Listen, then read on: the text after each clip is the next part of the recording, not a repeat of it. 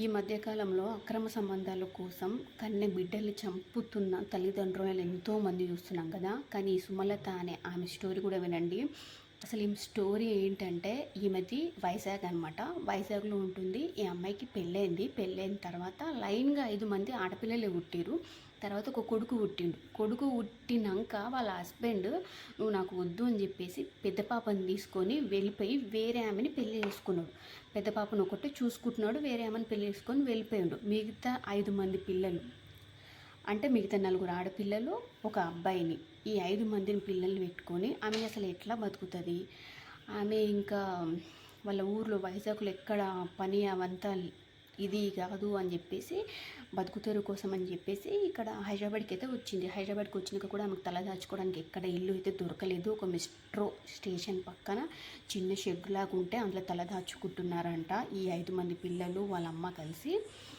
ఇంకా ఆ టైంలో వీళ్ళు ఏదో ఒకటి దొరికింది తినేసి పడుకున్నారంట. ఒకరోజు పడుకున్న టైంలో వీళ్ళు ఊరు నుంచి తెచ్చుకున్న సామాన్లు అన్నేసి వేరే వాళ్ళు దొంగలు ఎత్తుకొని వెళ్ళిపోయారు. అయినా సరే ఆమె 5 మంది పిల్లలకి కడుపు నింపడం కోసం పొద్దున్నే ఇళ్ళ పనికి వెళ్తుందంట.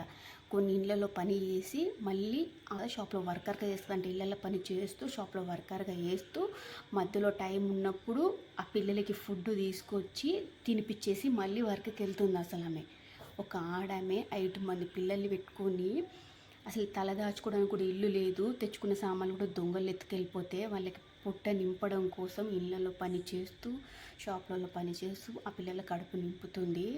అసలు అక్రమ సంబంధాల కోసం కన్న బిడ్డలే చంపుతున్న ఇట్లాంటి సమాజంలో ఇట్లాంటి మహిళలు కూడా ఉంటారు చూడండి.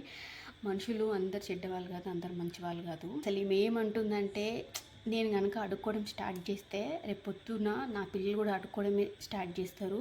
అదే నేను కష్టపడి ముందు కోసం నా పిల్లలు కూడా కష్టం విలువ తెలుసుకొని ఒకరి ముందు చేయి చాచి అడుక్కోవడం నాకు ఇష్టం లేదు. నా పిల్లలు కూడా కష్టపడే పైకి రావాలి. నా పిల్లలు అడుక్కోవడం నేను చూడలేను. నేను ఆ పని చేస్తే నా పిల్లలు అదే పని చేస్తారు. ఎంత కష్టమైనా సరే నేను పడి నా పిల్లలకి కడుపు నిండా తిండి పెట్టుకొని నేను పోషించుకుంటా. కాకపోతే నా దగ్గర ఉన్న సామాన్లని దొంగలు ఎత్తుకెళ్ళిరు. నాకు ఉండడానికి గూడు కల్పించండి చాలు, నాకు నా పిల్లలకి ఉండడానికి గూడు కల్పించండి చాలు అనేసి సుమలత అంటే అమేజింగ్. ఈమె ధైర్యానికి అసలు చాలా మెచ్చుకోవాలి. ఈ న్యూస్ అందరికీ చేరాలి. ప్రభుత్వం ఆమెకి సాయం చేయాలి. హైదరాబాద్లో మెట్రో స్టేషన్ పక్కనైతే ఉంటుందంట ఆమె.